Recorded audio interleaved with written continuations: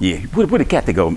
Man, shoot, I got me a chacaroni. I'm getting ready to knock this baby out. Yeah, boy, that's looking real nice. You know what I mean? Coming to you so by, this is FedEx today, and well, hold up. I'm just trying to knock this chacaroni out, look, and then I'm gonna be all right. We got a film. Sorry.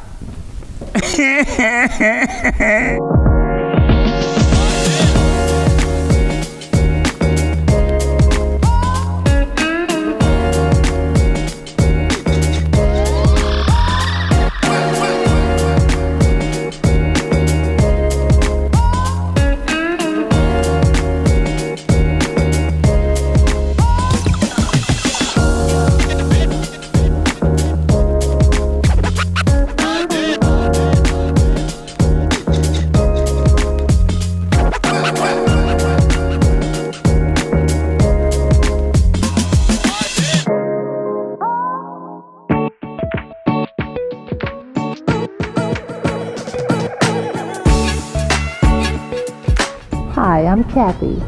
I'm Walter. And welcome to this episode of All About Art with ENS. Yep. This time we're going to talk to you about one of our fine art printing processes that we've published and that you really should get to know as a collector, and that is Curly Holton. Yeah, we'll be talking with Curly Holton. We'll be going through the process of what's the difference in an original piece of art and a silk screen. Yeah. We're gonna cover the terms fine art. There you go. What's not fine art? What is fine art? All make a difference in your collection. Stay tuned for more right after this.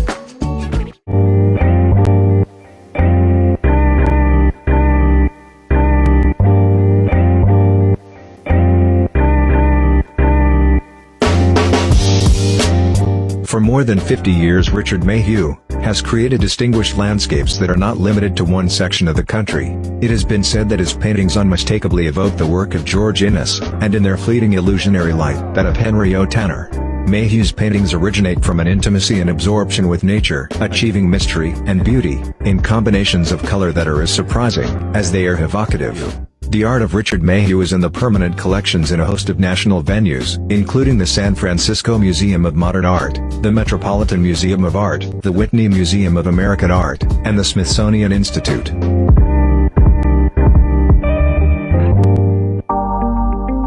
Now let's shop for some artwork by Richard Mayhew. The first piece that we're offering to you is Solstice Series number 16. It's an original watercolor, 34.5 inches by 29.75 inches, framed and shipped price $12,900. Next, we have a landscape for Bob. This is a hand-pulled silk screen, size 38 inches wide by 32.5 inches high. Your price, framed and shipped, $3,000. Next, we have a Tascadero. It is a silk screen, 48.5 by 39.5. Your price, framed and shipped, $9,800. The next piece, Summation. This piece is a little bit larger, 57.5 inches by 47.25 inches. You can buy this also framed as shown for $10,000. Next, we have an original watercolor, Fall Interlude number 2, 27.5 inches by 21.75 inches. Framed and shipped to you, $9,000. And the final original by Richard Mayhew is Fall Interlude number 4. Size, framed as shown, 28 inches wide by 21 inches high. Your price, $9,100. Go to ensgallery.com or give us a call, 502-568-2005. And as always, thanks for saying yes to ENS.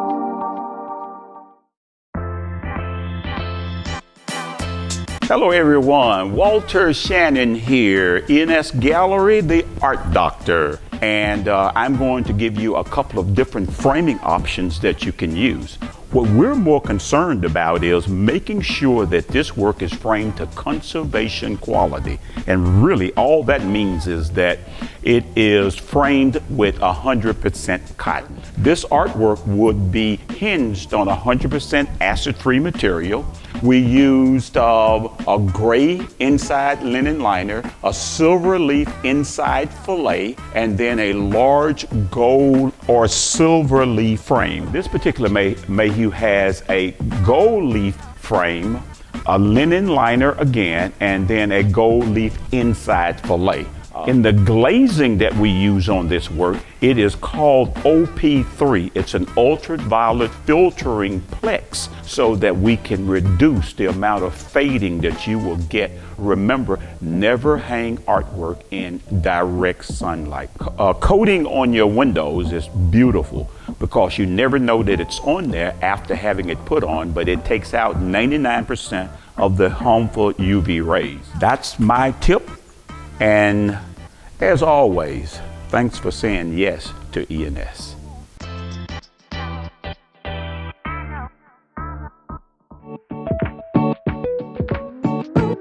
And now we're here to talk with master printmaker. That's it. You know who we're talking about, right? Yes. What is his name? Curly Holton! Yay! Yes, Curly, welcome to All About Art with ENS. Thank you so much. Great to see you, man. Sure, great to see you as well. It's been too long. Yeah, no doubt about it. No doubt about it. What's new and exciting with you?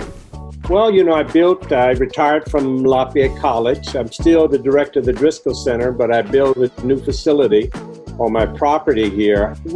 I think you came to my home when you were here last, so I built a big studio, and then I have also a private painting studio, and we've been publishing a lot. We just finished a big project with Alfred Conte from Atlanta. Yes. And R.B. Smith from Oregon. We just finished doing that. So we're always busy. Kevin Cole, we did some great Driscolls. And of course, we lost Driscoll this spring, but we were able to finish a final piece that'll be at the High Museum. And we did almost 40 different dedicated editions together with me and David. I see. Wow. That's wonderful. You know that work with Faith Ringo, Sam Gilliam, and a host of other very important artists. Okay. You've worked with all the majors, so I know you have some stories to tell. Tell do. us how it was. Tell us how it was working with Richard Mayhew on this. Richard was a little reluctant. Although he committed himself to the project, Richard was not necessarily accustomed to doing fine prints. He had did an etching at Bob Blackburn's studio early on in his career. And Bob Blackburn is where I studied. He was also my mentor. So it was amazing that you guys actually brought us together and that relationship. So he did an etching, and we were going to translate two of his paintings that you had decided to publish into fine prints. And again, Richard hadn't done this before, so he had to create a palette choice that we would then follow. And I think you guys had a chance to look at that palette choice also. Yeah, we did. It matched up with his color scheme, because you know Richard has a certain kind of romantic, expressionistic color palette. Well, that's one of the comments that Mayhew made to us. He's like, he was so excited working with you because you're right, he was apprehensive. He is truly a fine artist. He did not embrace the reproductive process. But what we're doing with our clients is really educating them about the silkscreen process. And later in the show, we're going to actually show two of those images side by side so that they can see each one is a work of art, an original work of art. So the master printer, and the role that the master printer has, an effective master printer, is to facilitate the aesthetic ambitions of that artist without getting in the way of it. Let me tell you a great story. Leroy Neiman, the painter, they were publishing a new serigraph of Leroy Neiman's work of a Wilmington event, tennis. And the champion had hit the ball across the net to make the final point. They were printing, and one of the printmakers says, "What is that white spot there? We need to get it out of the way." So they got the white spot, and then Neiman came in and said, "Where's the tennis ball at?" oh no! So It took the ball out of it. It took the ball out. So the point I'm trying to make with that kind of story, Yeah, that it is involved with a lot of labor and a lot of thinking, and a lot of creativity. So to look at a serigraph, a lithograph, an etching, to understand that the hand is involved and that in many cases it's far more complicated than making a painting. So it's a challenge for us in terms of scale also. And you know, Walter, you like them Big. you want paper to have texture. So we have a paper mill in Ohio, make the paper. Each hand sheet was about 100 pounds of cotton. Right. And what happens, you make a piece of paper, it's in a large vat, and it's actually pulp. Flax and cotton is pure, no acid content. They beat it with giant beaters. Then they strain it out with a screen, and they call that couching. The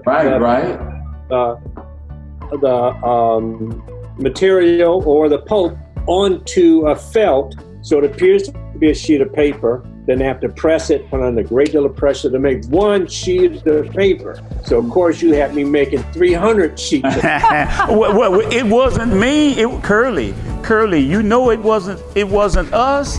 It was what he demanded. He said, I want this paper handmade with this tooth. So, yeah.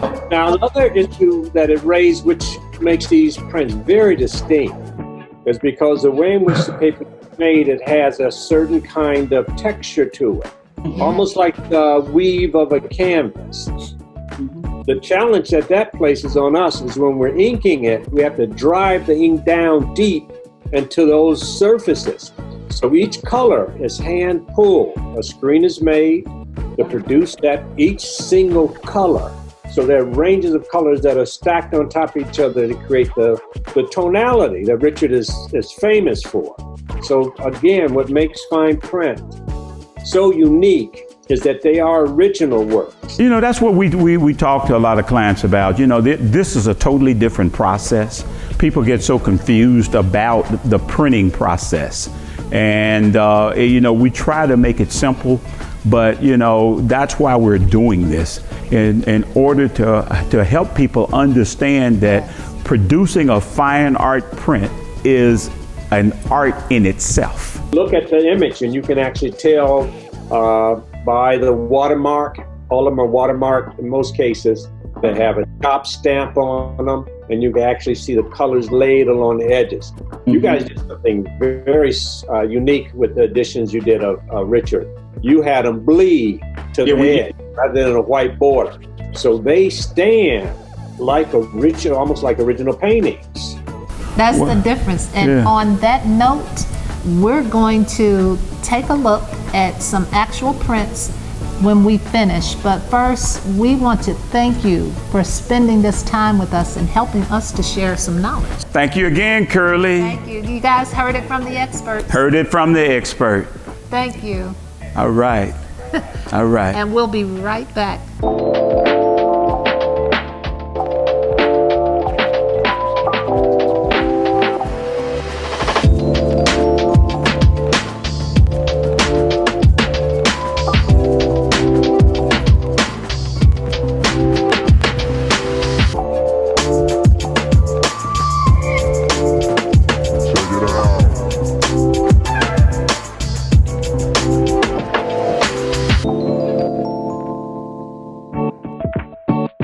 One thing that we're going to let you actually see when you look at a silk screen, no two are alike because there are so many different nuances that are captured differently on each one because of the way the ink is pressed through the paper.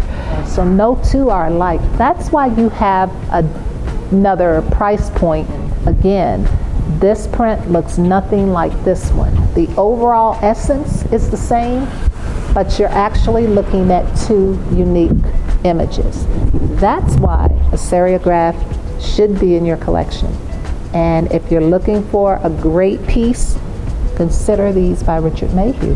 For those of you who actually want to see the process of serigraph silkscreen making, click the link in the description.